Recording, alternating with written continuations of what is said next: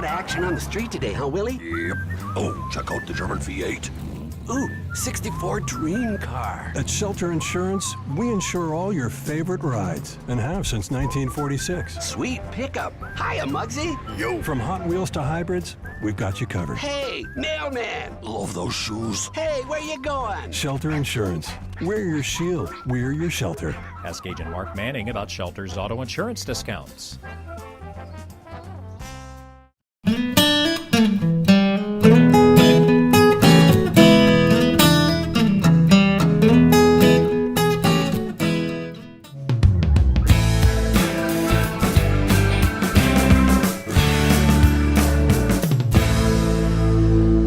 We are at the White River Health System and White River Medical Center in Batesville, and we're visiting with a successor, as we should call, of the CEO, Mr. Gary Bebo. We're visiting with Mr. Gary Paxson today. Welcome to the program, my friend. Thank you. First of all, we got to find out a little bit about you. We want to find out about your family. We want to find out about growing up. Tell us a little bit about you that some of us probably wouldn't know. You bet. You bet. So I grew up in the Midwest. I grew up as a child in Indiana. I met my beautiful wife in 1992, and we got married in '94 and lived in Illinois for 18 years prior to coming here. So I am a nurse by background. Okay. I worked in ER and ICU. As my wife put it, I was an adrenaline junkie for several years, and she thought I was crazy when I moved to a desk job, but it's worked out well. So she and I are blessed with three wonderful children. Bryce, our oldest, is 22 years old. Our daughter, Rebecca, middle child, 19, and then Benjamin, my youngest, is 15 years old, and just a wonderful family we're blessed to have. And so, Nursing background, technical background, been in it all your life, and got to ask you this. Tell us a little bit about your educational training and where you went to college and so on and so forth, and how you got to where you are today. You bet. So I went to undergraduate. I graduated from St. Anthony College of Nursing. It was a hospital-based nursing program in Rockford, Illinois. Okay. Got my bachelor's degree right out of school. Went right into the hospital world, ICU, ER, and then so what happened is actually my third child was the impetus for me moving from bedside to the office world. I worked primarily second shift. Okay. And I always say I had an adult moment. When my wife told me we were having our third child, I'm like, I don't think my wife is going to appreciate taking care of three young children at night, putting them to bed while dad's at work. And so I had to find a day job. There you go. And so I actually entered, there was a job opening at the hospital I worked at for a nursing informatics position. I had no idea what that meant. Right. I researched it, and like you said, information is huge. And that was the beginning of opening my eyes to the business of healthcare. And there was not a department in the hospital that I didn't get a chance to interact with, and it just ignited a different passion for healthcare as a business, how I could impact patients' lives, not at the bedside, but at a broader level. And so as I did that, found a genuine passion for it, I decided I wanted to pursue a master's degree. Okay. And so I got my master's at Bellevue University out of Bellevue, Nebraska. And it was a hybrid of information systems management, but with a healthcare administration concentration. So it was a great blend of the technical side and a leadership component. I finished that in 2012, and that's kind of where my journey here started. So, Got to ask you this because I know the answer. With people choose what they want to do for the rest of their life, sometimes when they're 40. Sure. Some pick when they're 20, some know when they're 16, but you have an interesting story about healthcare and why you wanted to get involved in healthcare. Yeah, you bet. Share that with us. You bet. Childhood incident, 4 years old, fell off a slide, broke my elbow, got out of the cast 6 weeks later, fell off the same slide, broke the same elbow, same place. And it grew rather strange, and I had this rather strange deformity in my left elbow. And so 7 years old, we lived in a small town, had to make a trip to the big city, visit the orthopedic surgeon, had to have surgery, was admitted to the hospital for 3 days, something along those lines, and that whole experience just connected with me as a child, and I wanted to be in healthcare. I didn't know really in what, I just knew I wanted to be there where I could make a difference and help people. And I never turned back ever since. Ever since a child, I've always had the direction of healthcare. I've varied in my path, but I never want to work outside of healthcare. It's a genuine passion and a calling for me. So, you have a title now of the Chief Information Officer. You're going to the Chief Executive Officer. Yes, sir. And kind of replacing Mr. Bebo. He has agreed to stay on with us as an advisory type role for Correct. a year. Yep.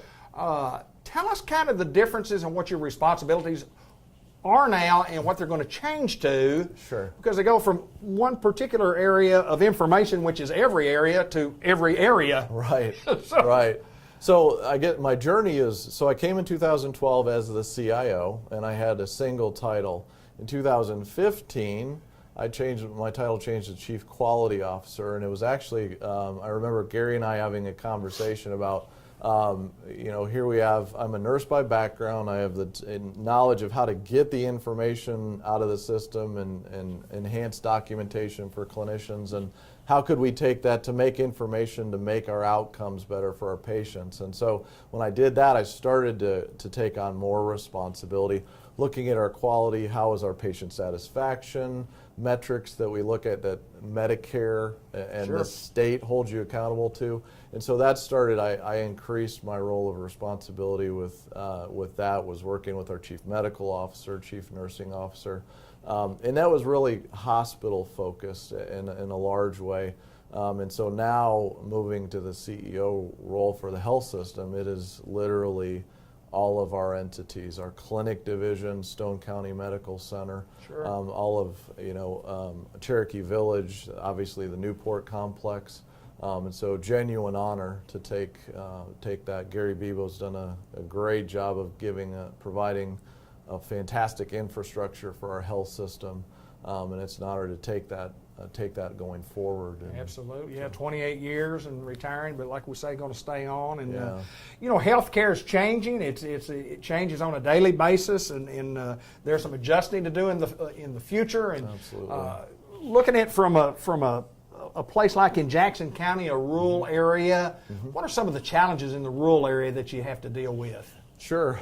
So, in healthcare in general, we're moving from, the way I explain it is typically, we're moving from a reactive environment to a proactive environment. And so and I always use the analogy of your car.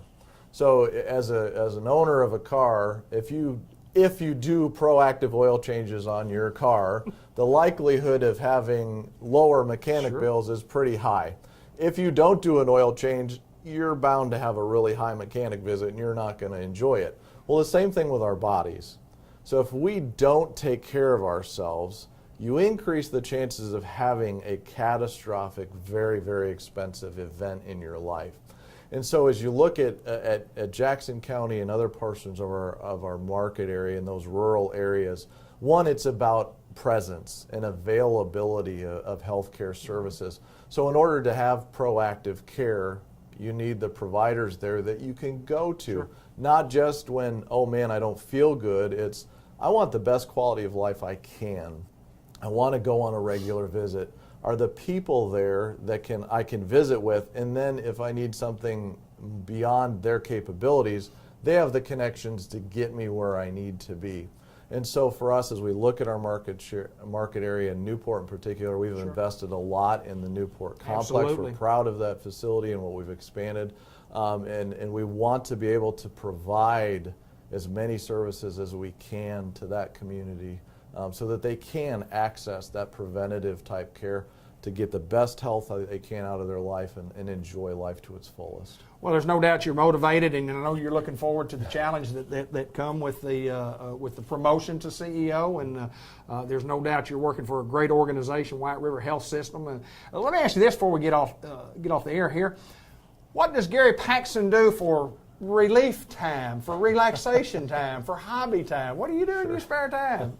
Well, good question. Most of it's around family. One of my favorite downtime is quite simply sitting on my tractor and mowing my lawn. I love yard work. It's therapeutic. That instant gratification thing is good to me, but I absolutely love time with my family and kids. You know, some of our favorite times are vacations, and my kids and I have been known to play on roller coasters as much as we can. Okay. I am a little bit of a roller coaster junkie, and so just spending time with them and soaking it up is a genuine pleasure. So, Well, there's no doubt we want to say congratulations to you.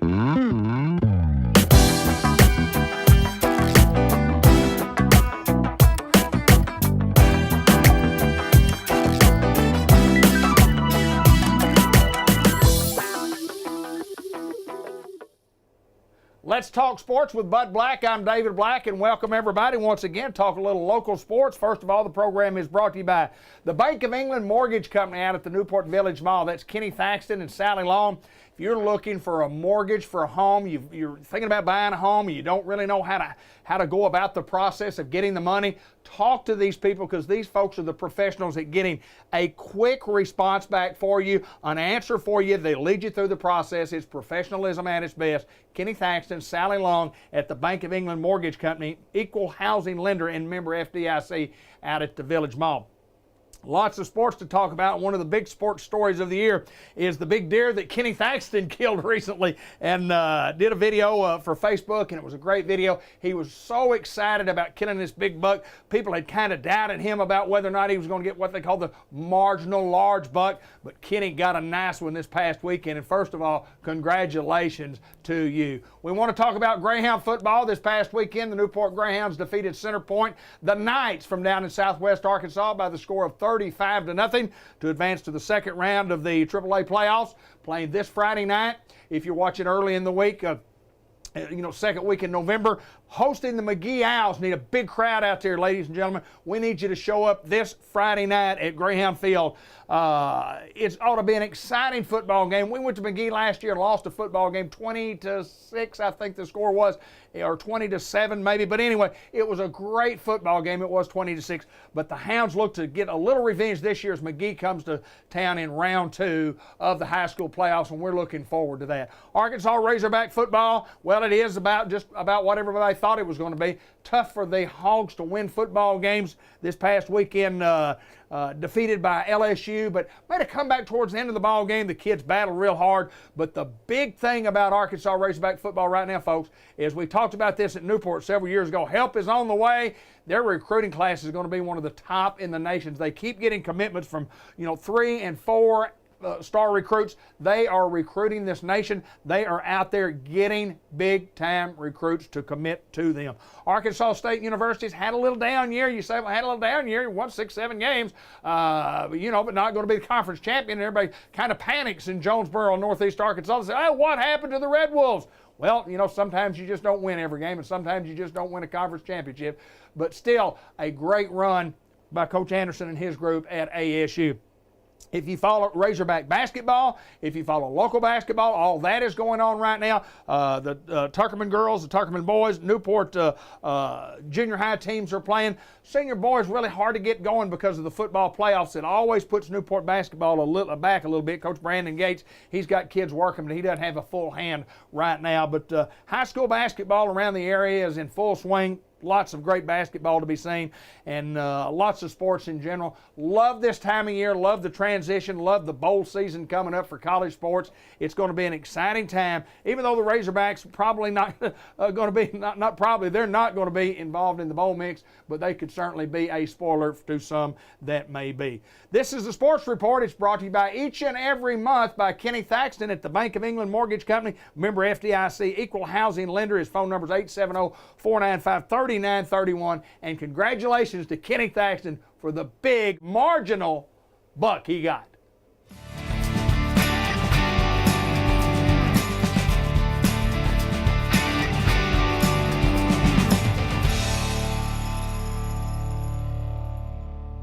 John Chadwell from the Newport Economic Development Commission in Newport, and we've got news to talk about. Of course, we've seen a lot of things on Facebook, a lot of things happening. Congratulations on a couple of big, outstanding, I don't know if you want to call them awards, but they're certainly recognitions that we have received for NEDC. Let's talk a little bit about those, John. Sure. We were recognized first as a certified industrial site, and that basically means we've taken our main industrial site and we've gone through a 50-point checklist. And what that checklist does is it makes sure that everything on that site is ready for industry to come in. So they're not going to find an endangered species on the site. They're not going to have to worry if there's a historical problem on the site that's going to cost them time and money. They know what the soil-bearing, weight-bearing capacity is. So if they build a building, how much equipment they can put in. They know all of those type of things. And those select sites or certified sites, there were only 3 in the state that were able to meet the criteria at this point. Little Rock has one, Russellville has one, and Newport has one. Wow. And so that's pretty good company to be in, you know, one of the 3. And so we were excited to get that. But that certified site then was 1/4 of another designation. So the second designation was what they call competitive communities. Okay. The Arkansas Economic Development Commission released this program called Competitive Communities, and the designation is communities who are ready for economic development. And there's different pillars. You have to have an economic development organization, and the organization has to meet a whole list of criteria. You have to have an economic development staff, and they have to meet a whole list of criteria. You have to have a certified site, and then that site is what we just talked about. And then you also have to have economic development funding. You have to have money to be able to do economic development things, and they have some criteria there. And then you have to gather all the information of your site.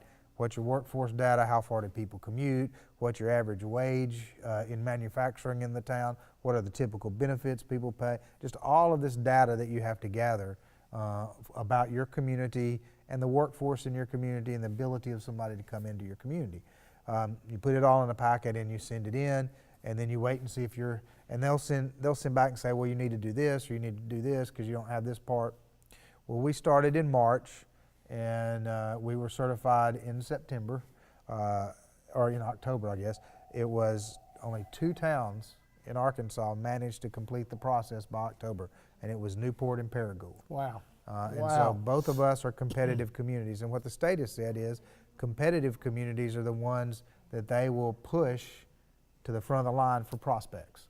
So when prospects are looking, if we're qualified for that prospect, now, you know, because we may have a prospect that says, we want to be 50 miles from Oklahoma. Right. Well, obviously, we're not a qualified. prospect. Yeah. But if we're qualified for the prospect, we'll be pushed to the front of the line with Paragould. And so that's really good. There's some other towns working on it. I know 1, maybe 2 that think they'll have it done by December, and I hope they do, because it's a good process for communities to go in. But it's neat to be one of the very first ones recognized, and we had Mike Preston with the AEDC here recognizing us for that. Both of those are going to pay big dividends for economic development for the long run. And these are going to be things that help us continue to grow and see our growth continue. So we're pretty excited about them. Both of it took our staff a whole lot of work in our office, but we got a great staff. And then Julie Allen got her professional community and economic developer certification this summer as well. And so we're getting all these things that prepare us. We're one of, I think, 7 communities in the state that has 2 certified staff members. I'm a certified economic developer. She's a professional community and economic developer. And every other town is significantly larger than us. Right. You got your Jonesboroughs, your Fayetteville, Little Rock, places like that, Conway, you know, all these larger towns that have 2 or more certified people on staff, but we are by far the smallest. And one of the things we like to say is being small is no excuse for not being professional. Just because we're a smaller town doesn't mean we can't have a professional staff, a professional organization, the certifications that other people do, and that brings you respect from those people outside your community who come in and look at you. And so that's why all of us, myself, Julie, Courtney, Crystal, all of us go to continuing education every year. Sure. Because we want to make sure that people know we want to do the best job we can do for community and economic development. Well, you mentioned these things, and you used the word process, and it's not just a process during those months that you mentioned. This process has been going on for years for us to continue to grow, and you use the word advantage. Our process has allowed us to have an advantage over a lot of other folks. And does that mean we're going to get a factory in here that hires 800 people? Who knows? But what we're doing in the process, what we're doing, makes it advantageous for us and for those folks looking to put things here. Right. And we're proud of that, and we appreciate your hard work. I mean, talk a little bit about the process, the long-term process to work on the long-term end result. Well, you're right. None of this happens overnight. And part of it starts with building relationships with the people at the state level so that they have confidence in you. Because when they're bringing a prospect to a town, they don't want to be embarrassed. Right. You know, they want to bring a prospect in. They want to know it's going to be confidential, it's going to be professional, that whatever you promise you can deliver. I actually talked to a company from another state that had gone into a town. Town had promised them all this stuff. They'd gone into a town, had their grand ribbon cutting announcement, and then when they were ready to get some of the incentive money the town had promised, the town said, "Oh, well, we don't think we're going to do that." I mean, We're not going to do that part of it. Y'all are already here, and we've decided y'all don't really need that, Wow. so we're not going to do it. Well, guess what? They're out. They're out. They're out. They're out. They started looking again, you know, for other communities that they might go to, and so that gave their state a black eye, Right. You know, Right. because their state counted on the community to do what it said, and the community didn't. So now their state got the governor there and had the ribbon cutting and stuff, and now the state's the one who looks bad. So we've got to do what we can as a local community to make sure if the state trusts us enough to bring a prospect in here, which they have a number of times this year, that we never, ever, ever embarrass them. That what we do is we're professional, and whatever we promise we can deliver, and if we do that on one, then it makes them more confident to bring us the next one. You bet. And so it's really important that we act that way. It's also very important that a company looking at a community should not have to settle for less because the community's smaller. Right. Right. In fact, there's some advantages to coming into a smaller community as opposed to going in a larger community. A company that comes into Newport and hires 100 people in Newport is one of the bigger fish in our pond. Sure. But a company that goes to a Little Rock and hires 100 people is one of the smaller fish in their pond. So coming to a smaller community gets you more personal attention. Yes. But a lot of times, if companies don't think they're going to have the professionalism, they're going to have the staff, or the community has the funding to assist them in growing, then they're going to be a little worried about going to a smaller town. So if you can convince them, hey, we've got the resources, we're professional, we know how to handle it, you come here, you're going to have the same benefits you have in Little Rock, plus you get the benefits of being in a smaller town, then that makes us much more attractive to companies. Well, I know a lot of us like it here. I like it here. You like it here. I think we're going to stay here. We're going to keep working, and just want to say congratulations to NEDC on the distinctions that have been bestowed upon us. And I mean, it's a combination of a lot of hard work and doing the right things. We've been doing it well, my friend. Well, we have. Thank John you for all your Chadwell, support. NEDC in downtown Newport, Arkansas, across the state and across the nation. You guys doing a good job, and our group and our board and everybody involved in NEDC, they're doing great things.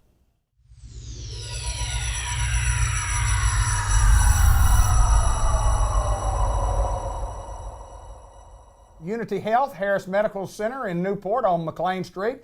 LaDonna Johnston joins us, and we got to visit with LaDonna, it's been several years ago now, but first of all, welcome back to the program. Good to see you again. Good to see you. Tell me a little bit about you. Tell our audience a little bit about you, your family, where you live, and a little bit about work and how long you've been with Unity.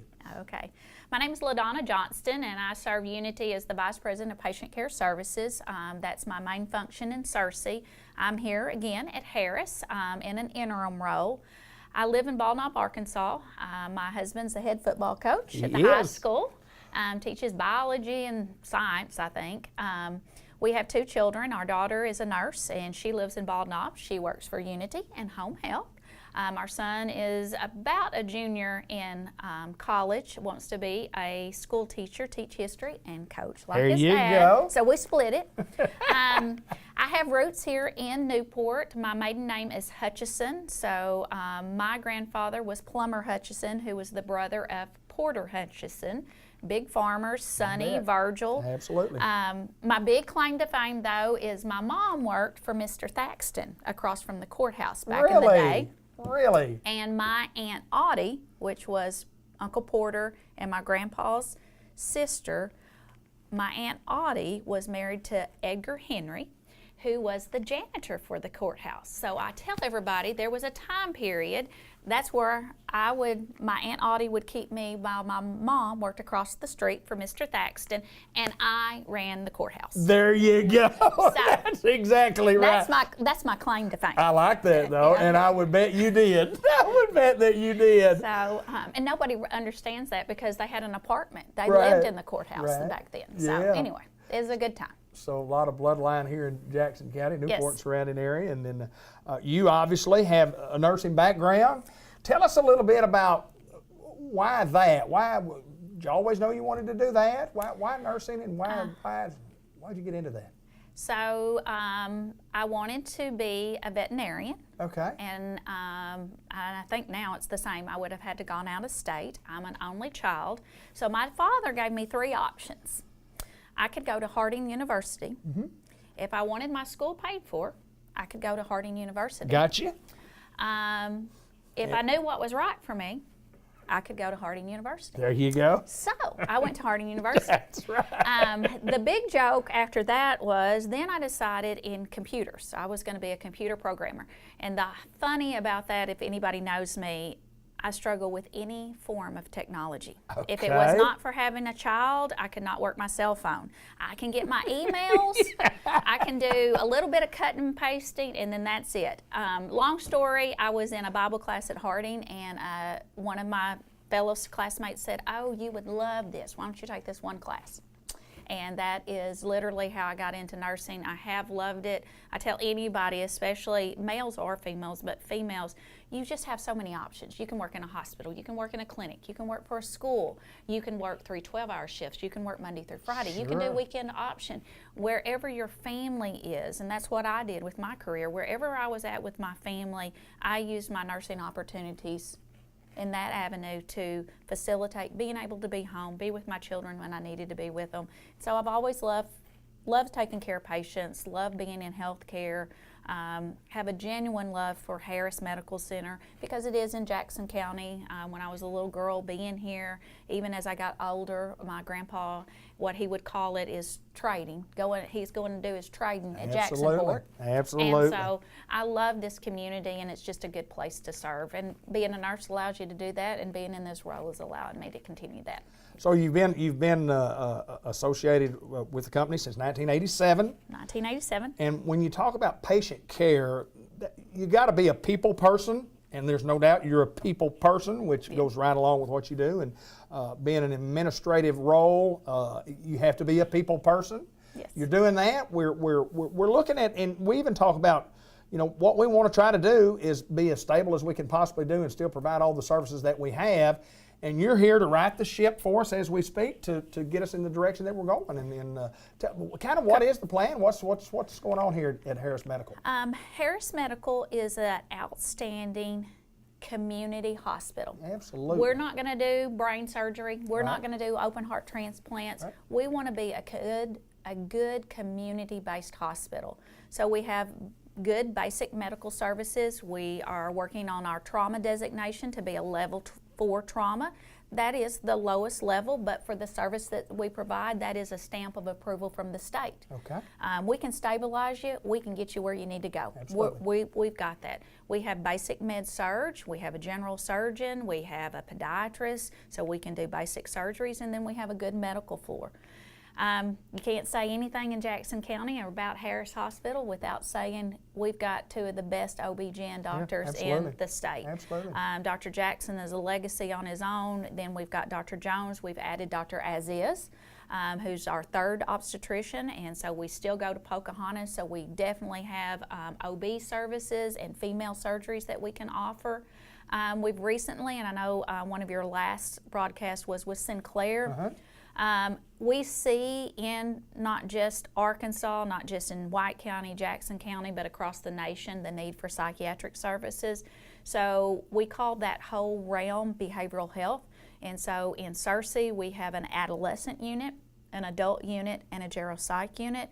And we've moved that to Newport in that we have adult unit and a geropsych. And then we're going to start focusing on our outpatient services that we're offering because that's a continuum. We have a service called New Vision, which is for, and you see this out there, but our alcohol and opiate abusers. And I think too many times we label them that's that poor derelict, on the side of the road. A lot of times alcohol and opiates are good people that maybe got down on their luck at some point in time. They deserve a service just like anyone else. We do a medical detox here. So you're in for about 3 days, we get you over that hump, and then we find you an outpatient service. That's been very successful in Searcy. We see probably about 20 patients a month, and we think we're going to see about 8 to 10 a month here. So we're seeing that program go. We're steadily building our providers. We've gotten several new providers. Ian Parker, we've got Dr. Clevenger, who's internal medicine, then we've added Dr. Aziz, OB. We have our continuity clinic, which are the residents coming up here. Sometimes I think they get a bad name, they're baby doctors. Sure. They're learning. Absolutely. And so they're more thorough sometimes than your regular physician because they don't want to miss anything. So we think this is a good ground for them to cut their teeth.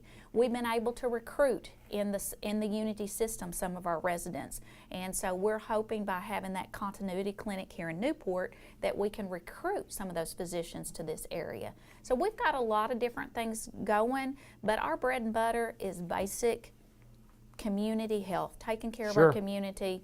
And that's what we want to focus on. Well, y'all have done that quite well for, this hospital has been here for many, many years. And, you talk about Dr. Jackson and what he did, and his dad, Dr. Jackson, who happened to deliver me many, many years ago as it was. But obviously there's been a Dr. Jackson around here for a long, long time delivering babies, and just a tremendous staff and a good, friendly, caring staff. Emergency room, I look at that because I've had several experiences in the emergency room that have been absolutely excellent. You get excellent care there. And it's what I always called, my hospital of choice. Good. Unity Health, Harris Medical Center. And well, LaDonna, welcome back for a period of time, and good luck in what you guys continue to do. You continue to do well, and those things that you will continue to work on and make us a better place to be. Thank you very much. Thank you. LaDonna Johnston, she is with Unity Health at Harris Medical Center now as the, I guess we call it part-time, or we call it interim person in charge as we speak. Thank you. Thank you.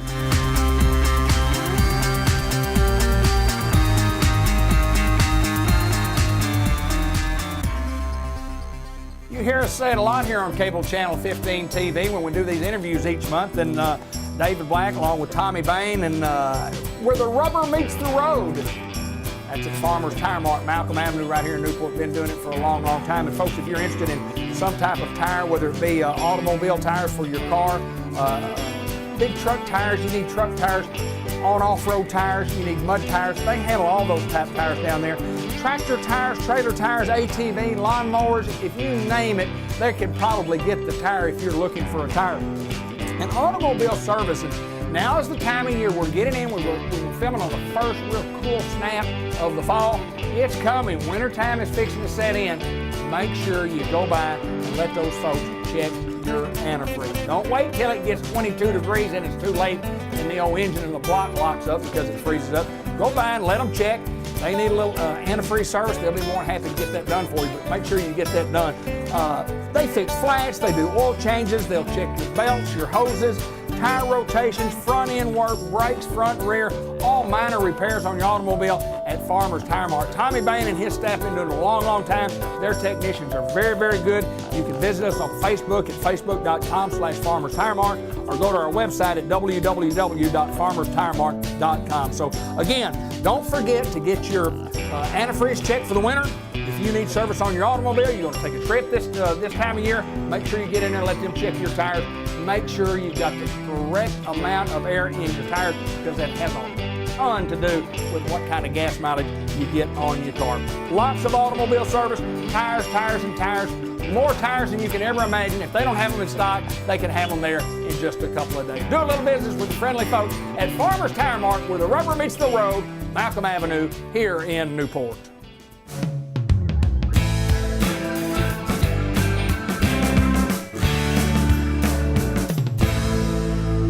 The 1900 block of Malcolm Avenue in Newport is where we find Jackson's Funeral Home, and at Jackson's Funeral Home, we find Karen Ridley. How are you? I'm well. How are you? Good. I get to visit with you 2 or 3 times a year, and I this just happens to be know. one of those times. Cold outside today, wasn't it? Cold. Oh, miserably cold. We Yes. filmed mid-November and a night when we were supposed to get blasted with a 1 to 2 inch snowfall, and I didn't see a flake. Nothing. Nothing, but it's cold. It is cold. It feels like snow out there. I can't take it. All these people who complained it was too hot. Well, it was too hot, and now it's too cold. No, it was fine. It was fine. It was fine. I'm just at that age where the hot weather bothers me, cold weather bothers me. If it'd be about 68 to 74, Year-round? I'm good. Me too. I'm good. You find that place, let me know. That's exactly. Yeah. That's not out there, is it? No, I don't think so. How you been? I've been well. Good, good. I know things are going well at Jackson's Funeral Home, Yes. and one thing I wanted to visit with you about, and we talked a little bit about it before we got on here.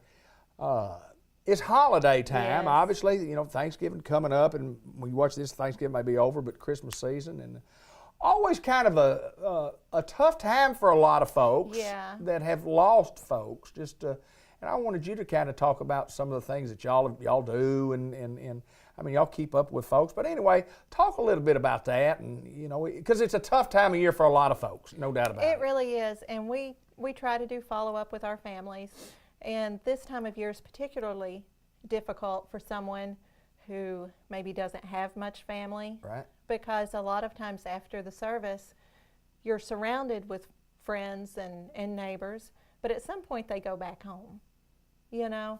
So we try to check in on people, and it's always hard when it's the first year without someone, Right, even if you right. have a large family. You know, it's just hard to adapt to someone being gone, I think. Well, you know, it happens to all of us sometime along the way. Some, you know, some more tragically than others, and you know, some so quickly that it just shocks you. But death's not easy. Death's not easy, and that's what I always admire what you guys do here, and the process that y'all have to go through each and every funeral. Talk a little bit about start to finish, how that process kind of works. I mean, Okay. you know, how does all that work? Well, one thing. And most of us know. Yes, Yeah. but one thing I think, and I've been here 16 years. Wow. And in the time I've been here, all of us here at some point have sat on both sides of the table. Right, yeah. And so we have the empathy that goes with the situation, because we understand, and we've had a variety of situations here amongst our own families. Sure. So we know when a family comes in to make funeral arrangements that they're emotional. There are so many things that are difficult to remember, and there's so much to do at one time. So what we try to do is make the process as easy as possible.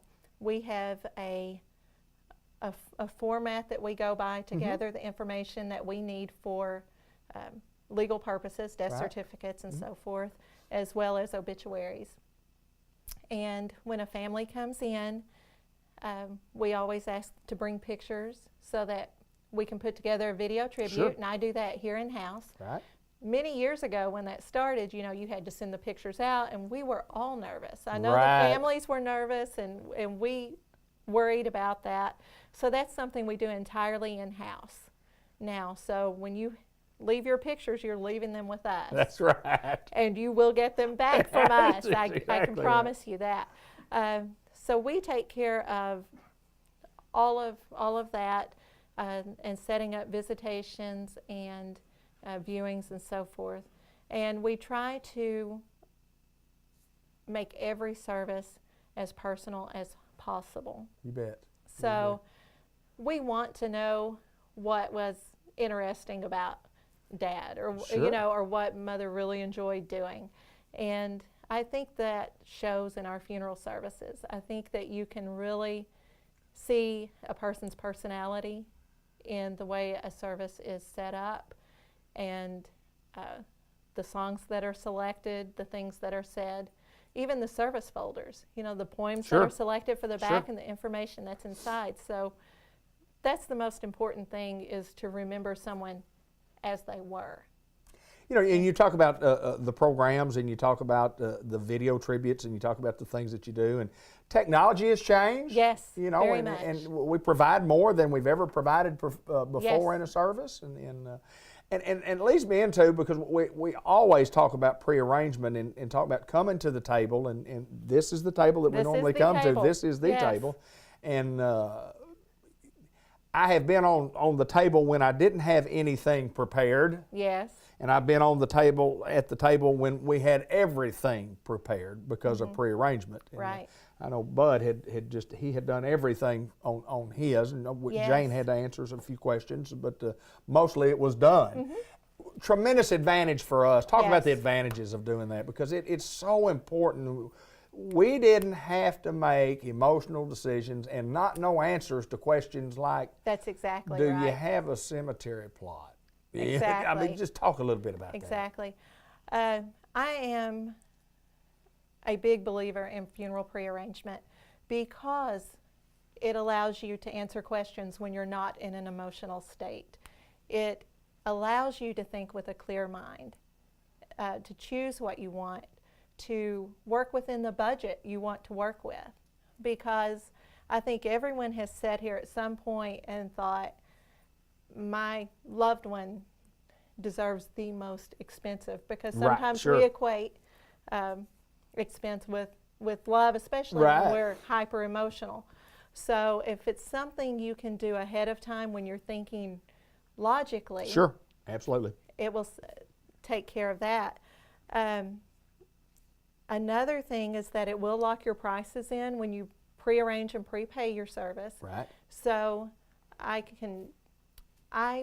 my dad, we lost my dad Sure. this year, and he was prearranged and had been for about 12 years. Oh, wow.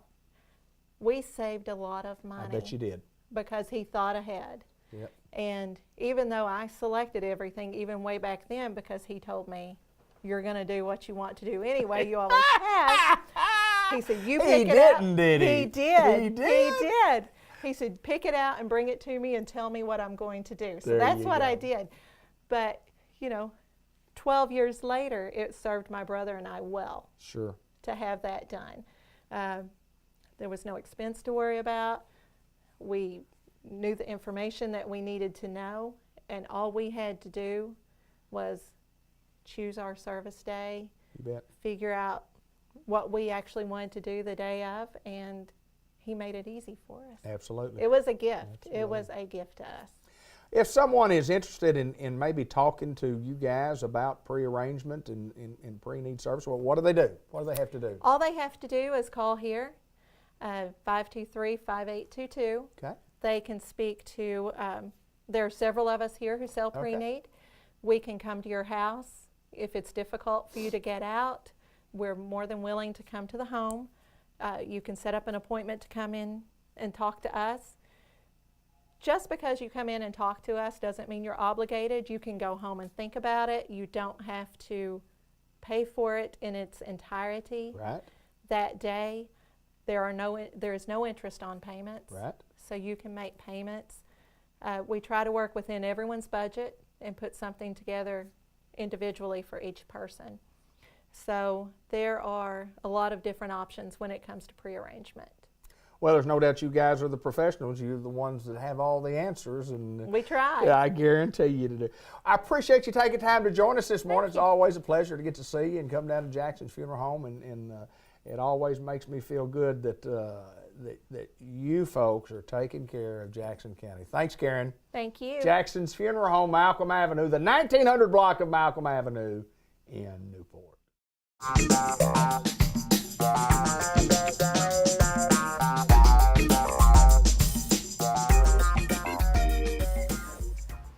We're at Merchants and Planners Insurance Services in downtown Newport. Caroline Beecham joins us, as she does each and every year, to talks about Medicare and changes and Part A, B, C, D, E, F, G, and all of us out there that don't know much about that have to come to you to say, you are the one that we need to talk to tell us about all these Medicare letters of the alphabet. Welcome to the show again. Thank you so much. It's always a pleasure to see you. Exciting time of year. Tell us about, first of all, let's talk about what you do and why we're here today, what we're going to talk about the enrollment period that we have coming up. Okay. I work with Medicare beneficiaries along with other people who are not Medicare beneficiaries, but specifically this time of the year, it's their annual election period where a Medicare beneficiary has the right to review their plans and to make any changes that they want to their prescription card or their Medicare Advantage plan. Okay, you talk about people who are on Medicare that need to change something. Tell us some reasons why we might want to look at that as opposed to say, oh, my plan was good last year, I'm okay, there's no need for me to come in. Well, and that's a good question because a lot of people who are happy, have been happy with their plan in 2018 think they don't need to look at anything for 2019, where in fact, every January, the plans change. Your drugs may not be covered anymore. The copays may have gone up. Your premium may have gone up or it could have gone down. Sure. Your plan may not have a deductible and it may have one in 2019. So I think it's a good idea just to review, which doesn't mean you have to change because you don't have to change every year. But I certainly suggest that you look at what the next year's plans are. I think all of us out there in the public, not being in your position of really knowing the rules and regulations, we really don't know. So that's why we encourage folks to check with you about what possible changes there may be. And you can give us some direction on what we need to do as far as making those changes or not making those changes. Lots of questions that arise during the course of the year and people are talking about things that change. And one of the things that we want to talk about, when you get the phone call from Medicare and what we're supposed to do, because tell us about the phone calls in Medicare. Well, first of all, Medicare is, you're not going to get a phone call from Medicare. Call you. Medicare is not going to call you. So if you get a phone call that sounds like it's from Medicare, and in fact, I had a lady call and said, Medicare is trying to get me to change my plan. And Medicare is not trying to get you to change your plan. They will not be calling you. That is either someone who it's being misunderstood that they are from Medicare, or the implication is there that they're with Medicare. But you will not be getting a call from Medicare. And Medicare normally would contact you how? How would they? A letter. By letter? Okay. A letter. So if you get a letter that says you need to check with your agent, that's probably the time to check with your agent. If somebody calls, please don't give them any information on the phone. Right, and sometimes you're going to get a lot of mail during this time. Right. And in fact, people will say they get tons of mail every single day. Be careful with that mail that you get because some of it does strongly sound like you've got to change plans. So you're welcome to call me. Right. At 501-868-6650. That is my direct number. Okay. And I'll be happy to go over that information that you've gotten to let you know if it actually is legitimate. Right. Or if it's trying to encourage you to do something that they're not familiar with your situation. I think sometimes we get a little confused also, Caroline, on Medicare and Medicare supplements and the dental coverage part of that as such. And lo and behold, we go to the dentist and all of a sudden we're not covered because we don't have anything. Tell us about why that happens and tell us what we have to do to correct that. Okay.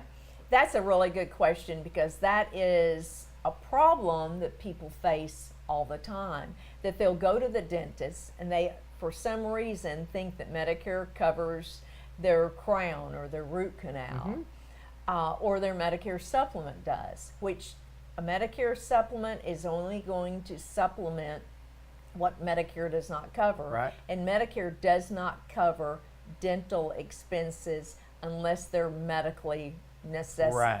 Right. So in order to get some coverage for dental, because those root canals and crowns can be very they can. expensive, then that's when you would need to look at and enroll in a dental plan. And you can do that at any time of the year. This happens to be a good time when you're reviewing everything else that you might want to review that at the same time. And I always like to open with this question. I didn't, but I'll ask it here toward the end. People get confused about Medicare and Medicaid. And I know a lot of times come and say, I've come in to, I need to talk to you about reviewing my Medicaid. But what's the difference between Medicare and Medicaid? What is different about that? Medicare is a program, a federal program, that people who are either 65 and over are eligible for, or people who are on Social Security disability. Okay. Medicaid is strictly related to a program that you may be eligible for based on your income. Okay.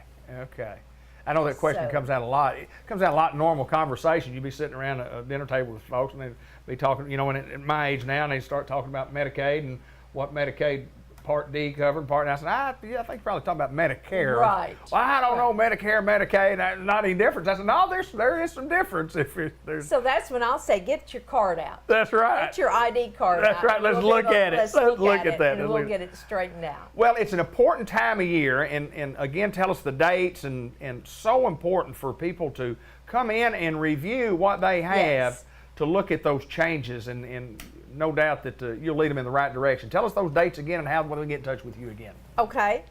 Beginning October the 1st, so we're already able to talk about the 2019 plans, but the enrollment period is October the 15th through December the 7th, and those dates are set by the government. Right.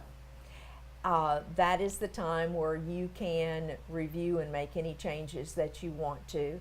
I'll be more than happy to walk people through the changes for 2019, and my direct number is 501-868-6650. So if you need some professional information, Caroline Beecham can provide that at Merchants Planners Insurance Services, downtown Newport, Arkansas. And once a year we get together and have our little party here and talk about how good life is, and talk about Medicare. And someday we may have a Medicaid program, but that's not what we do right now. We do Medicare. Right. Caroline, thank you very much. Thank you. Come see us at M&P Insurance Services.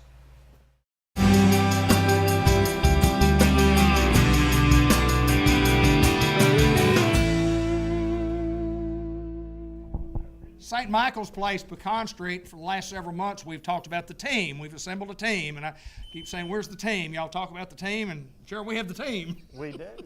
We have a big team. We sure do. This is an assembly of some of the finest, and this is what makes St. Michael's Place what it is. Yes, sir. Jay Cox, tell us about what all we've got here. You talking about the team? We got the A-team. We have finally got the team. For the last 2 years, we've been interviewing, talking about building the team that we need and the leadership that we need. And, you know, one of the things is you got to have a heart to work here. Long-term care gets in your blood. You know, we've said that, and that we like to handpick the employees that we have, and we want to make sure that this is something that you want to do.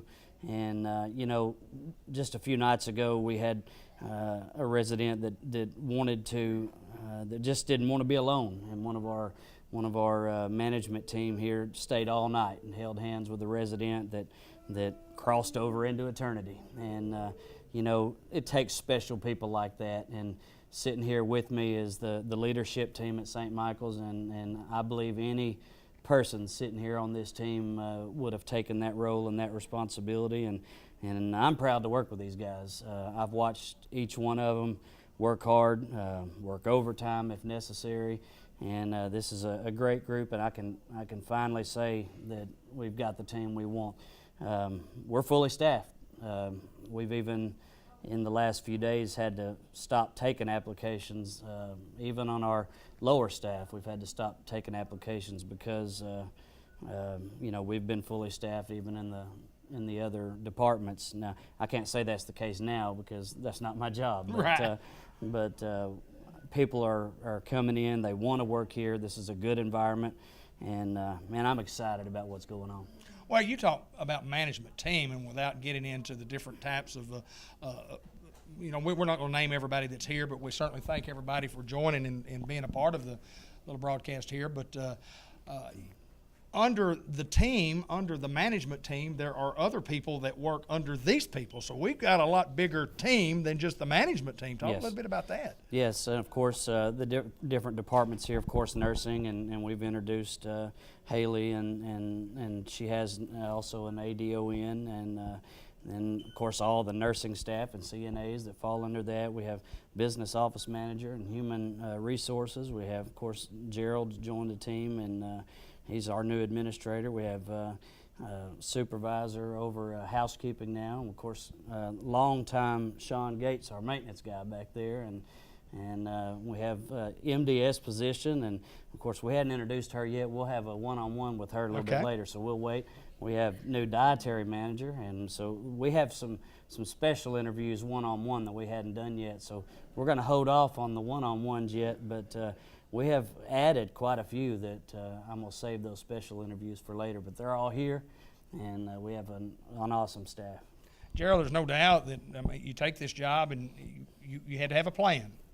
Plan coming together. Talk a little bit about the plan. Yeah, absolutely. We didn't have a DON. We didn't have a RN supervisor. We just lost our head of housekeeping. Got all those in. Matter of fact, our head of housekeeping, which will be another one-on-one, has been an awesome hire. This place is, like I've said before, it's just clean as it can be, and just seems like it's taken a little while, but we've got all the pieces of the puzzle together now. Well, I think anytime that you're in any type of business, and especially in, you talk about healthcare and rehabilitation, you're going to have some turnover. I mean, you have turnover, and it's very seldom that you get what y'all consider or what anybody considers a perfect team, but both of you have told me that. You say y'all have the perfect team here, Jay. It's a perfect team. This is it, and long-term care is something that a lot of people try to avoid. We deal with everything from short-term rehab to long-term care, dementia, Alzheimer's. We have a secure unit. Matter of fact, we're the only facility in Jackson County that has a secure unit. And so when you're dealing with dementia, Alzheimer's, you'll have to drive, if you live in Jackson County, you're going to have to drive, quite a few miles to find another facility that has a secure unit. So that puts us above, any other facility in the area. And so that's why, and to be honest with you, Alzheimer's, dementia, it's hitting people at a younger age.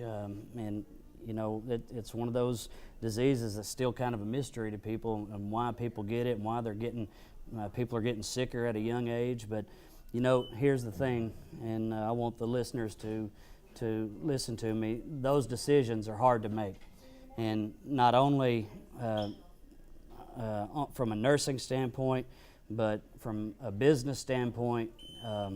We're also here to help you transition with the financial side. We have professionals here that we can walk you through step by step applying for Medicaid, helping you with what your insurance will cover, what it won't cover.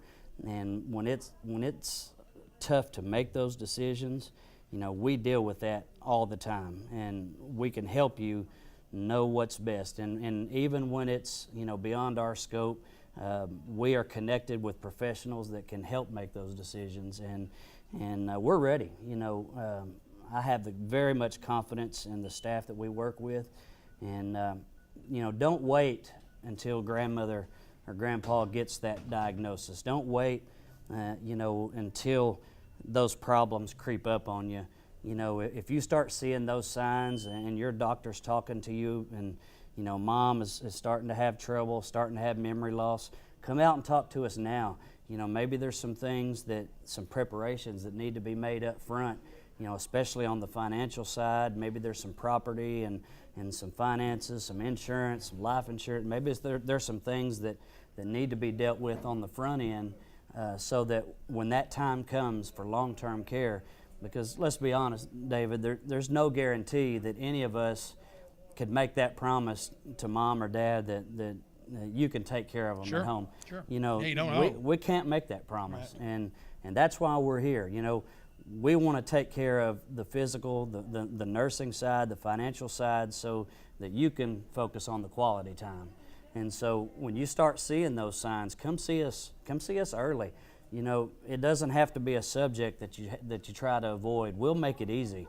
You know, we'll make those conversations easy so that when that time comes, you know, we can just welcome you in with open arms, make it easy, and it doesn't have to be a subject that everybody tries to avoid. Well, I do know this. As I looked around the group, I see a lot of familiar faces. I see a lot of years of experience Yes, in very much so. this type of business, and there's no doubt, Gerald, that you guys have assembled an awesome team, Team St. Michael's, and you folks will continue to do what you have done, and even at a better rate than what we have in the past, simply because we're improving every day. If you need our services, you can certainly come and take a tour of the facility, and we invite you to do so. Right. But congratulations to both of you. Thank you. Thank Team you. St. Michael's, Pecan Street in Newport. Come see us.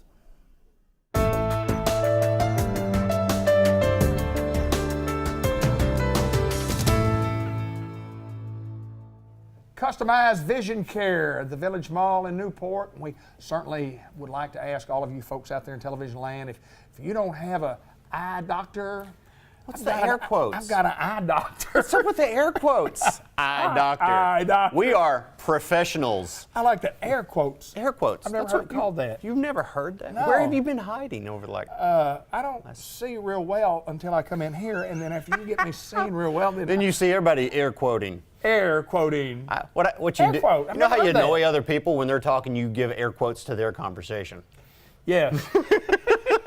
No, as they're talking, you give them air quotes. Oh, they're doing it. Say that again. I'm going to give you some Now, I know you what you're going to do. I wasn't born last night.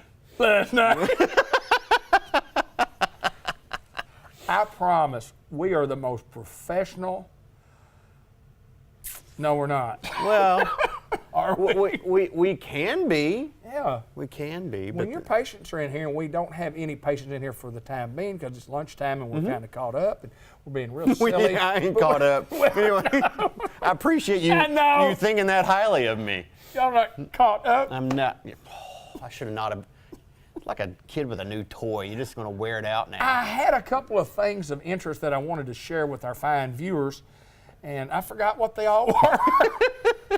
No, I didn't. I want to talk about, first of all, it's that time of year where most of us have met our deductible. And Yes. if you've been kind of waiting and you say, well, you know, if I ever meet my deductible, I'll take care of my eyes. We wait for that Right. last. No, Well, take care of our toe, take care of our ears. Here's the thing. What's this more common sad reality is most people don't even realize that they can utilize the medical benefits for their eyes. Right. Now, granted, there's a lot of health insurances that are not going to cover what's called the refractive portion of the exam. What that means is that for me to measure your vision, to get you into a pair of glasses, that is a refractive portion that's part of an exam, and it's often not covered by your medical insurance. Okay. But there are some medical insurances that absolutely do cover that, and a lot of people just are not aware of it whatsoever. But it's realistically, it's not an exorbitant cost above and beyond what your exams are. But I have so many patients who come in with eye problems, with eye infections, or getting something in their eye, and they're like, you know, I went to my PCP, or I went to the emergency room, and they told me to use this, but they told me to follow up with my eye doctor. They had no clue that, you know, you can utilize your medical benefits for problems with your eye.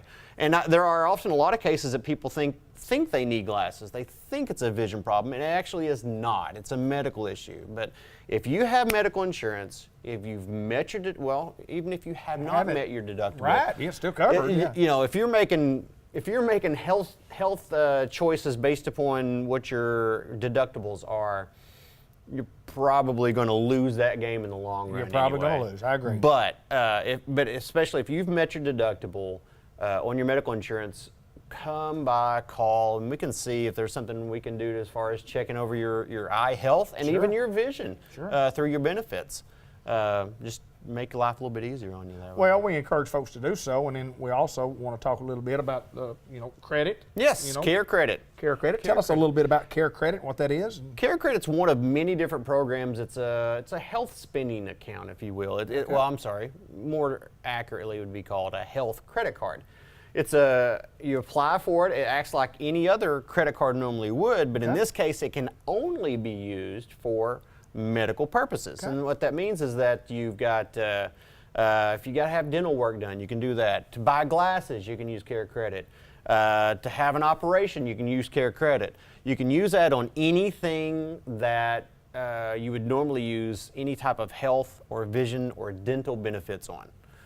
Well, it's certainly good to know that if you need some professional services, that you if you don't have that, X dollars, that you can put it on credit, pay it out over a period of time. And the great, take care of your issues. like the example we were talking about a while ago, let's say, for example, someone has only Medicare. Right. Medicare, I can tell you with great certainty, does not cover for the vision measurement portion of the exam. So you can apply for Care Credit and get an account and use that for the refractive portion, and then use that to buy your glasses. Right. And there's no interest on that for, I'm certain it's at least 12 months. It may be 18, actually, depending on the plan that you're approved for. So you can pay that off over a year's time. Yeah, no excuse. If money is an issue, there's no excuse because we can spread that out over that time. Right. We are a rural community. Sure.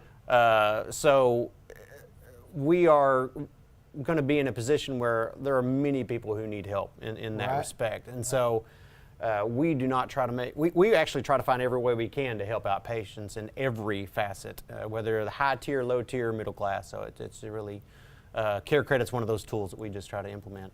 Another thing I wanted to visit about today is it's getting close to Christmas time. We're filming for the November show, but sometimes we think about, I got to get somebody a gift, and it's difficult to get somebody a gift. I don't really know what they would want. And how about sunglasses? Sunglasses are a fantastic thing because it's original, it's different, they won't break the bank. You're appealing to people's narcissism in a lot of ways. Everybody thinks they look good and nice, and when you throw a pair of sunglasses on, I want to look cool or I want to look stylish. Most women are trying to get other women jealous, and we can make that happen. But no, sunglasses are a great option. How did you know? I've been married for a long time. I got you. But sunglasses are a great idea for a Christmas present. I think let's put it this way. What other gifts are you going to give somebody other than like the John Travolta Bubble Boy costume? That's going to be a gift as well as protecting them in some way. That's right. Because sunglasses, you're protecting your eyes. You need sunglasses through the winter. They're not just a beach item. You don't need those just on the lake. You need those. The sun happens to come up through the winter too. So you talk a lot about sunglasses and the vision, and talk about health care of sunglasses, and talk a little bit about that, because even in the wintertime, the sun rays are still coming down. Yeah, and what's sad is people get complacent about it because it's not as sunny as long through the day, and maybe it's not directly in my face on my drive home, so it's not so bad because we've shifted some or whatnot. But still, UV radiation, even on a cloudy day, is coming through. And UV is what causes early cataracts. UV damage causes macular degeneration. And realistically, there's a lot of bad things that come from UV exposure. I agree. Skin cancer around the eyes, stuff like that. So yeah, it's important to protect your eyes all the time, not just some of the time. Before we get out here, we've got to make mention of our greyhound, our painted greyhound. Hounds are playing in the state playoffs this week as we speak, and again, we're filming the first week in November, but you're no doubt your office, big supporters of the Greyhounds. Yes, want the Hounds to do well in the playoffs. Oh gosh, yeah. Sir. Now here's the thing. I'm going to touch on something in this. We were not planning on talking about this, but I'm going to talk about it now. I'm originally from Corning. That's correct. That's my hometown. And when I saw recently on Facebook, you had a little bit of a lighting issue. Well, yeah, for we the did post have a game. little light issue, and we got it straightened out. As a matter of fact, I removed the post a day after. And here's the reason. It got to where there was people, bad mouthing other folks, and I thought I did not put that post on there to bad mouth and to get a war going on between what's good and bad. No. But anyway, when you're up in the bleachers and it's been raining and it's raining all night, and we've got this big tent out, and we're not in the press box, we're in the bleachers. We're in the bleachers, and this tent we have over, it's kind of like they knew we were there. Right. Oh, yeah. It wasn't like our tent had already been disassembled, but in the middle of one of our broadcasts that we did put on Facebook, the lights went out. Yeah. The lights went out in Georgia, well, the lights went out in Corning that night. They did. Well, I would say this, being from Corning, Yes. is very prideful about their football, even in spite of the fact of not being good. Since I left, storied program. Realistically, since I left, it just really went downhill. But the light should have stayed on, and I on behalf of all people from Corning, I apologize for that. I had forgotten about that, but I should have told those people. I said, "Look, I know Dr. Gavin McDowell. They'd have flipped those lights. They would right have back because on I know realistically, I've allowed them to dim the lights at night on my statue right as you come into town. I've noticed that. I'm really trying to help with the city budget. But anyway, but they would have flipped those things back on, probably pulled everybody's car's headlights straight on you to help too. But here's what you said, the key there. They dim the lights on your statue. They don't turn them off. Oh, no. They don't turn them off, do they? I just feel uneasy about being, I'm afraid of the dark, really. So I figure my statue needs to be lit. Had we not had one little bitty old stick flashlight, I promise you it'd have been the next morning before we could have got it. Because we have 6 bags worth of equipment, and I don't haul that stuff. I have people that haul that stuff that set it up and tear it down for us. And well, you know what? Maybe I've got a second thought about this. Maybe it was one of those cases where, it's the season of getting close to Halloween when the game was played, and maybe they wanted y'all to have the whole spooky flashlight look going on. Or they're just helping the content of your show. Well, I think when everybody left out of the press box and they said, "Good luck to us," I didn't know exactly what that meant. Dr. Gavin McDowell, customized vision care. If you need sunglasses, if you need something done for your eyes, to your eyes, around your eyes, about your eyes, you're the man. I think I am. Newport, Arkansas, the Village Mall. Customized vision care. Come see us.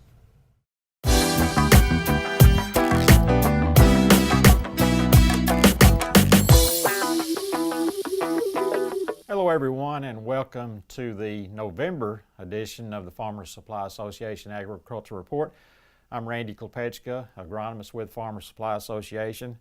Well, I hate to have to give a harvest update this late in the year. We're taping on November 7th, and this harvest is just dragging out incredibly long. It's really been a tough one. We've talked about it, some in September, some in October, and thought, well, last month I said, well, hopefully we'll be done by the next program, but it has really gotten worse and gotten very, very serious, if it wasn't serious already. Of course, all caused by rainy weather. September, and I mentioned this last month, September we had 12 days with rain in it. October we had 13 days with rain in it, and we're taping on November 7th, and we've had 6 out of the 7 days at least. I wasn't sure about one of those days. We may have had some very early in that day that I missed, but 6 out of 7 days. Looking at the forecast, we've probably got 1 or 2 more rainy days before this hopefully will dry out for maybe a little bit. It's still unknown, but at least we've got maybe a little bit of break after that. We'll see and hope that it does happen. But harvest is just again, a lot of stuff still in the field. Soybeans, a lot of soybeans in the field. Looking at the statewide report, I think it says we're about 72% done. Of course, that takes into account the whole state. Normally the south part of the state is going to be ahead of the north, so we're probably not that far along. A lot of beans left in the field, and they say rice statewide is 97% complete. Up here, there's still a little bit of rice in the field as well. Not a lot of rice, but if you've got some, it's a lot to you. And there's still a lot of guys with some rice in the field. Quality-wise, everything's going downhill. Rice milling yields have really suffered. We've been wet and dry, and continuous wetting and drying really hurts milling on rice, so that's been a big factor.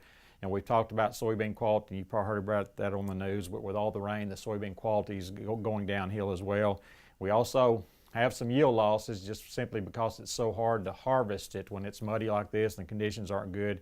You have more harvest loss than usual. So again, as I said last month, hopefully we're going to get a good stretch of dry weather. Probably going to be a lot of Thanksgiving, maybe some Thanksgiving dinners eaten on the combine. Probably going to be some turkey sandwiches eaten on the combine this year. And it's kind of joke a little bit about that, but it's really not funny with how this harvest has gone this year. So hopefully things will get better, and they always do at some point, so hopefully things will change. And when I do that December report, hopefully we've got the vast majority of this crop, hopefully all of it, out of the field. My topic this month, I want to talk about rice varieties and hybrids. What I want to talk about, I've got some performance test results in, mainly from the University of Arkansas. I want to talk about some of these results from this past year, some variety characteristics, just some of my own personal thoughts about rice varieties. Talking about the performance trial results, as I look through these results and look at the different varieties, you can almost find a report to fit your variety. I mean, some tests, one variety will stand out over another. The next test, just maybe 50 miles away, it'll be exactly the opposite. So you can find a test to fit the variety you like, and that shows you that most of these are pretty good, but they can vary quite a bit depending on the conditions of that individual location where they're at. I want to really break these reports down into about 6 different components. Talk about conventional long grains, medium grains, conventional clear fields, hybrid clear fields, conventional hybrids, and finally the Previsia herbicide system. Looking at conventional long grains, there's really just one, in my opinion, pretty much just one variety is the game, and that's Diamond. I mentioned in last month's program our conventional varieties were kind of a little bit erratic. We had some outstanding Diamond this past year, well over 200, and then we had some guys that were a little bit disappointed in their Diamond as well. But if you look at the tests and overall the performance of the Diamond since it's been released, it's by far, it's the go-to conventional long grain out there and the one we need to be looking at. There'll still be probably a little bit of LaCast out there, a little bit of Roy J out there, but look at things the trends over time. I think that Roy J is the variety of choice. It's a good variety, good yielding, a lot of good characteristics. Looking at diseases, probably the only thing that stands out negatively, it's very susceptible to fall smut. We saw some of that this year. You can suppress that fall smut with fungicides. Fall smut, fungicides aren't as effective on fall smut as they are kernel smut, but you can still get some suppression with that. So, if you're growing this variety, I would certainly look at getting some propiconazole tilt out there to help suppress this, in your fungicide program. Next, medium grains, and really there's 3 medium grains that we look at: Titan, Jupiter, and Clearfield 272. And you'll talk to one guy, and you'll look at one test, and Titan will be the one. You'll talk to another farmer, look at another test, and Jupiter's the one. So, really both of those varieties can be very good, can really yield very well. You look at the characteristics of the varieties, I think Titan, kind of is a little better, but looking at diseases, looking at lodging, it's a better choice because of some of those things. Jupiter, certainly more prone to lodge, also is a little more susceptible to some diseases, especially stem rot and to some extent blast. Although we'll see a lot of leaf blast with Jupiter, but it really won't translate to panicle blast that bad. So again, it's kind of a personal preference deal. I lean to Titan just because of those characteristics, the disease characteristics, the lodging, not as bad for lodging. So I would lean to Titan over Jupiter, but certainly if you like Jupiter, there's certainly nothing wrong with planting it. If you want to plant a medium grain and it's got red rice, and certainly Clearfield 272 is a pretty good choice. Some pretty good yields with 272 this past year. Looking at the test, some very good yields with it. About the only drawback when you look at disease ratings, it is more susceptible to bacterial panicle blight. So in those bad bacterial panicle blight years, it can drag that yield down a little bit. But if it's not a bad bacterial panicle blight year, it's not a real hot summer like that, well, 272 can be right up there with them. So those are your 3 medium grains. Next, the conventional clear fields. We're really looking at 3 here, 151, 153, 172. 151 is one I always like to see a little bit planted. If you're trying to divide varieties up, I still want some 151 just because of the top end yield potential it has. If you hit with this variety, get it planted early, heavy ground where you can really keep a good flood on it, get your potash levels up high. This variety can hit certain years really, really good and make some outstanding yields, some top end yields. So I just hate not to plant some of that if you need some clear field. 153 seen kind of as a replacement for 151. Improved disease characteristics, not as much lodging with it, so it's very big improvements in those areas. Yield potential, it's good, and a lot of tests this year I saw it was right with 151, but when you get those top end situations, I don't think it's quite with 151, but it's certainly very good. 172 has some improved standability, also good disease resistance. Its yield potential is not as good as 151 or 153, so probably not going to be as much of that planted, but it is a good variety, just doesn't have quite that high end yield potential. The hybrid clear fields, Gemini, 7311, 745 are what you have. I kind of like Gemini the best. It had some outstanding yields with it this year. 7311 also pretty close to it in some cases. 745 is the one that's been around forever, and I think Gemini and 7311 are certainly improvements over that, but there'll still be some 745 around out there. Gemini is very susceptible to fall smut, so kind of like the diamond with the Gemini, you probably need to look at a fungicide, which a lot of time we don't with hybrids, but with that fall smut sensitivity, probably be a good idea to get some propiconazole out there in your program. Conventional hybrids, really looking at 2 right now, 753 and 760. The highest yield potential out there, and certainly 753 I think is a little higher than 760, but you'll find some tests where 760 is right with it. So those are the 2 to plant if you're looking at conventional hybrids. And again, top end yield potential here, 753 wins most of the tests that it's in. Looking at 760, it's another one with fall smut sensitivity. So again, if you're planting 760, you would need to think about that tilt application. So those are your conventional hybrids. Finally, Previsia, there's just one variety right now, and that's the PVL01. Certainly doesn't have top end yield potential. We had some pretty decent yields this year, heard some 160 to 170 yields, and a couple of 3 that were quite a bit lower than that. So not top end yield potential. But if you're planting rice in a field that has red rice, and that red rice is resistant to new path, new path's not going to touch it, well then you need to plant Previsia. There's no doubt about it. It fits in those fields right there, so PVL01 will be a good choice for you. Understand they'll have their next variety release will be in probably a limited amount in 2020, so I'm sure it'll be an improvement in yield potential and some other characteristics. But again, that's your portfolio, you might say, for your rice varieties out there. Try to mix things up. Don't ever just rely on one variety, because you know what can happen. If it's a bad year for that one, then it could really going to be a bad year for your entire farm. And so try to mix things up a little bit and get some of these different varieties out there and mix your portfolio up quite a bit. And I think hopefully we'll have a good rice year next year. If you have any questions about rice varieties, feel free to contact me through Farmers Supply Association. My number is 870-318-0739. You can also reach me by email at randyklepechka@gmail.com. And this has been Randy Klepechka with your November Farmers Supply Association Agriculture Report.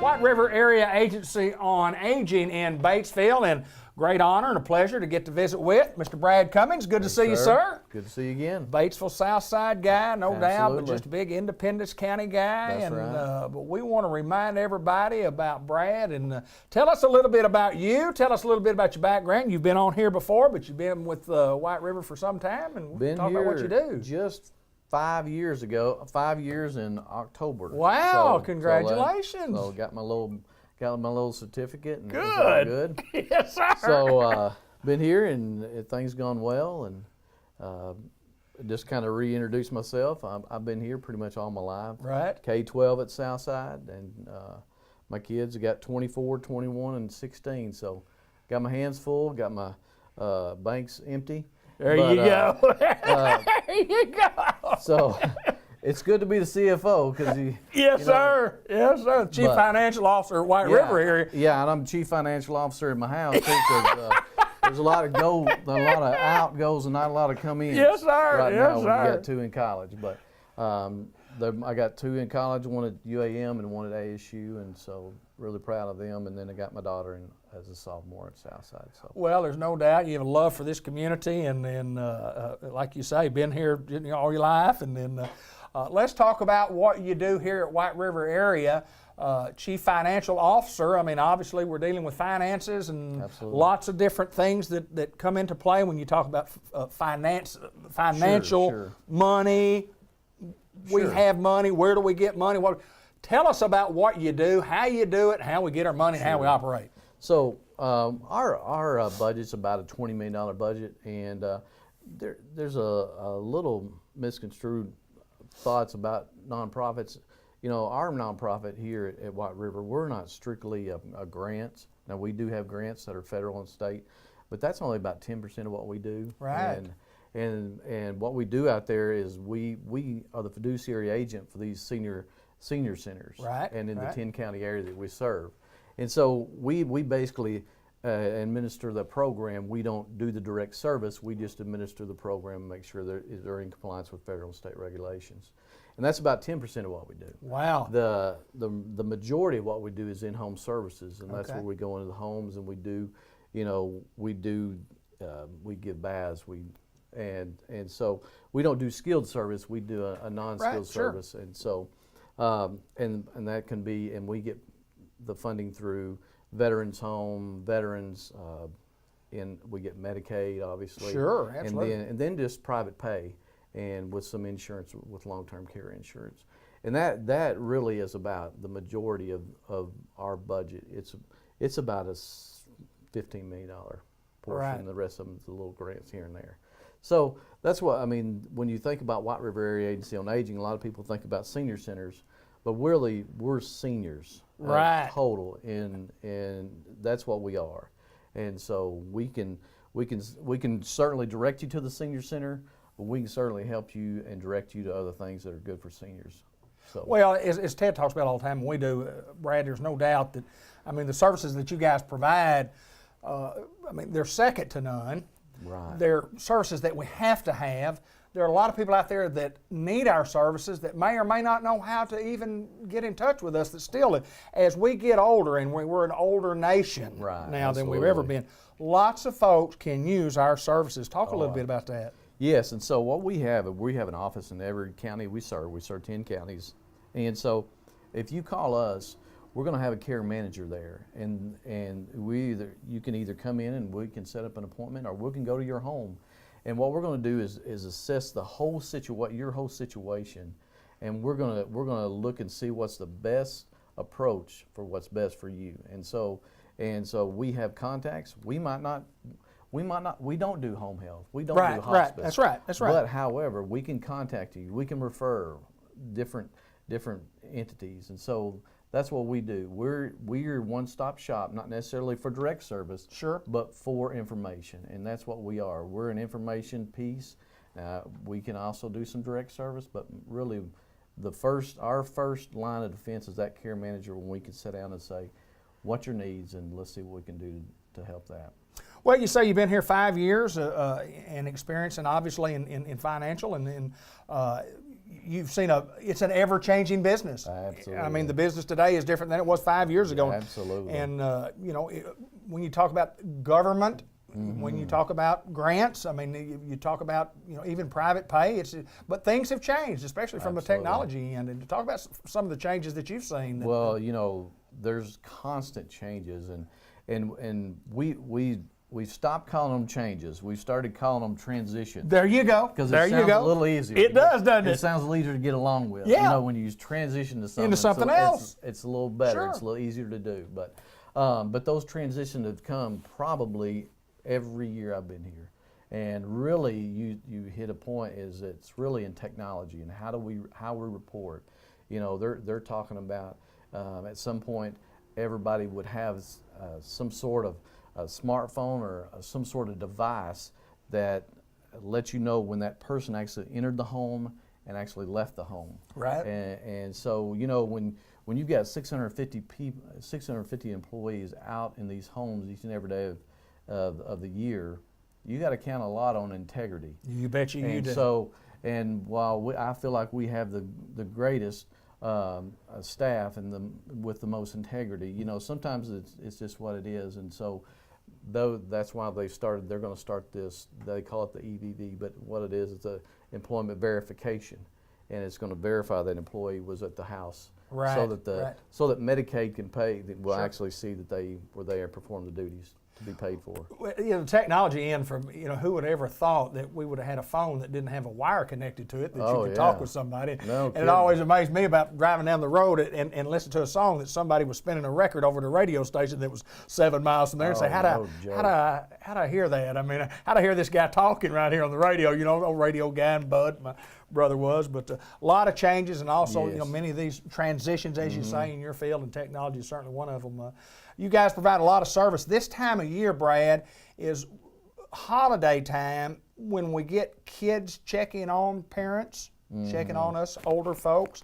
And it's a time when maybe they haven't been here in a year or so, and they can certainly maybe find some issues that mom and dad weren't quite as good. That's exactly right. We see that a ton, is that when either they go home to mom, or mom goes to their house. Sure. And they see those needs, and they see that mom's kind of fallen off just a tad, and she could use this, and they go. It's really when they go to the home and they see kind of where the situation of the home, right, and they realize it's time there's to some start. need. There's some need there, and so that's it's opportunity, but really, you know, it's opportunity, but to help people. That's what we're really doing.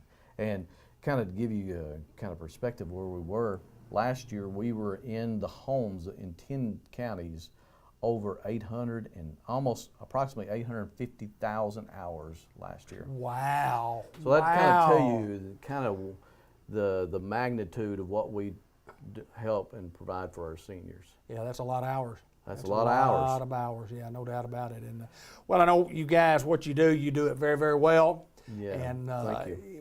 We're thankful that you know, Batesville has a tremendous, you know, the bulk of White River is here. Yes. You talk about the 10 county area that you serve, and you know, Jackson County is a Jackson great county for us. absolutely, it is. Yeah, it has taken off tremendously. Yeah, those girls, they do a marvelous job over there, no doubt, and I'm sure that they do at the other locations. That's the one I'm familiar with. Absolutely. But, my friend, it's always my pleasure. I hope the Southside Warriors, the Southside Southerners, the Southside Southerners, good luck this week. Of course, this show will be playing all. And to the Greyhounds, we're not playing, so we can always root for the Greyhounds that you're not playing. That's exactly right. That's exactly. And we want the Pioneers to do well. And of course, basketball started around the counties, and we want everybody to do well because we love kids and we love high school football. Absolutely. Brad Cummins, he's the Chief Financial Officer of White River Area Agency on Aging. Thank you, my friend. Thank you, sir.